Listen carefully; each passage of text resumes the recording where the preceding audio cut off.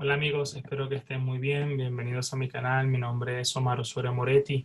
y en esta ocasión quiero hablarles de este libro de Santiago Gamboa titulado El Cerco de Bogotá. Esto que tengo aquí en mis manos es una reedición de la obra que fue publicada en el año 2003, si mal no recuerdo, por la editorial Norma, y ahora pues lo trajo hace ya unos 5 o 6 años, a ver, 5 años, sí, 2015, la editorial Madera Fina, una edición bastante hermosa, hay que decirlo, y en donde pues una vez más podemos conocer una faceta que es poco habitual en el caso de Gamboa, como es la faceta del cuento. De hecho, este es en principio, pues, si no el primer cuento, no le llevo últimamente seguimiento, por lo menos el único cuento, si no es el único cuento, es uno de los primeros y de los pocos libros de cuento que ha hecho Gamboa. De hecho,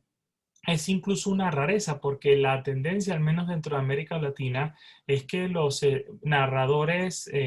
como tal comiencen escribiendo cuentos y después eventualmente empiezan a desarrollar de alguna manera pues ese aliento o ese entrenamiento para las novelas. Digamos que la historia incluso nos puede dar casos de personas que sencillamente escriben cuentos y mueren escribiendo cuentos y ya. ¿Ok? En el caso de Santiago Gamboa es lo contrario, ¿no? Hay pocos escritores que tienen ese tipo de virtud desde el punto de vista quizá editorial, ¿no? Aunque sabemos que la diferencia entre el cuento y la novela son de otro orden y no necesariamente de jerarquía estética.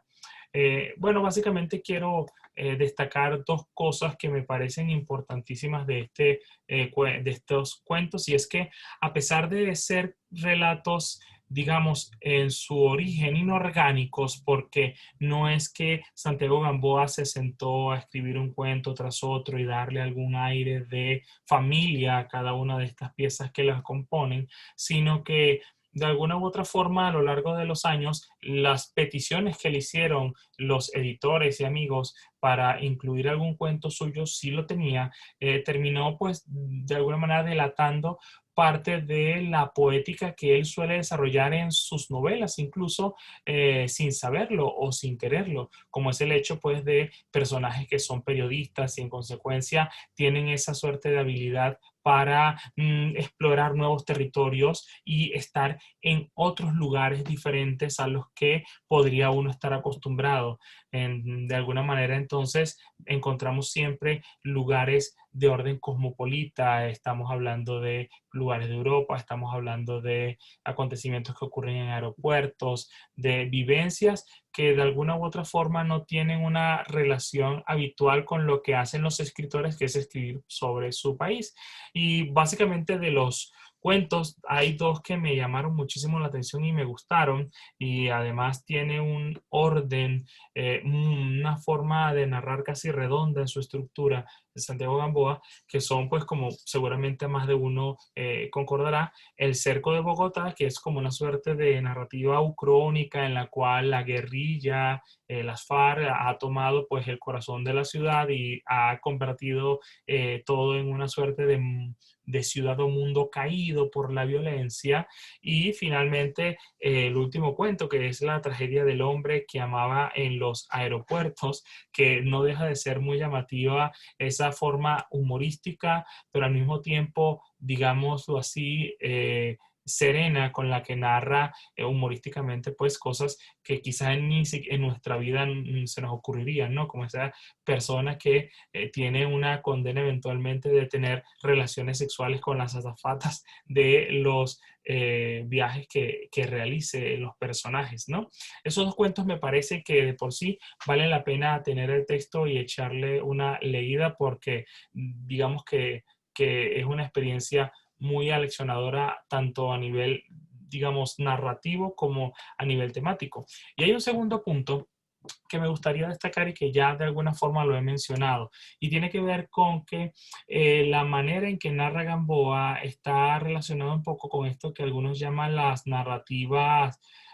postnacionales, es decir, aquellas narraciones o historias que, a diferencia de lo que ocurría en el siglo XIX, no está anclada en el mismo territorio o son de la misma nacionalidad del autor. De manera que si, por ejemplo, tenemos a un autor colombiano como Santiago Gamboa, deberíamos esperar que sus personajes sean colombianos y probablemente colombianos lo más fielmente posible retratados. Quizá un bogotano que pertenece a la calle tal y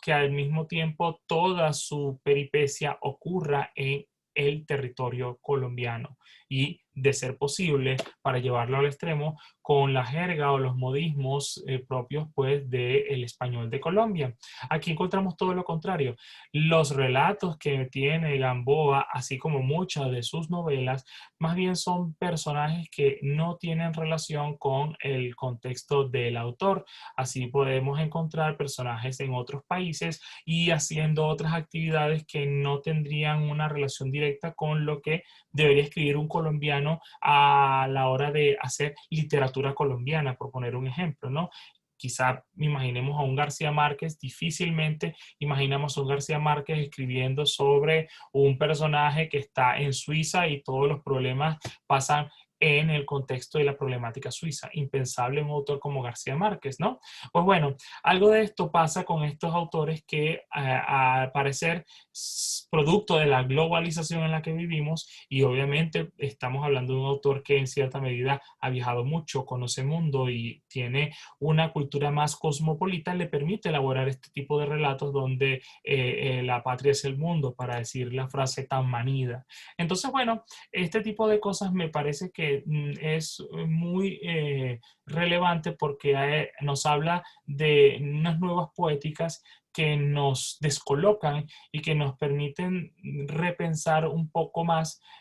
a dónde va la literatura que se está haciendo en Latinoamérica y hasta qué punto estos conceptos que tenemos como literatura venezolana, literatura colombiana, literatura argentina, ya están siendo un poco obsoletos y no son sino categorías que de pronto se utilizan para medir la producción o flujo de algo más universal y que ha trascendido fronteras, como es la idea de la literatura, ¿no? En ese sentido, yo a veces me pregunto si hoy en día, en vez de hablar de literatura venezolana o literatura colombiana, sería más prudente hablar de literatura en Venezuela o literatura en Colombia, lo que cambiaría radicalmente pues toda la forma de pensar el arte que se hace en el siglo XXI.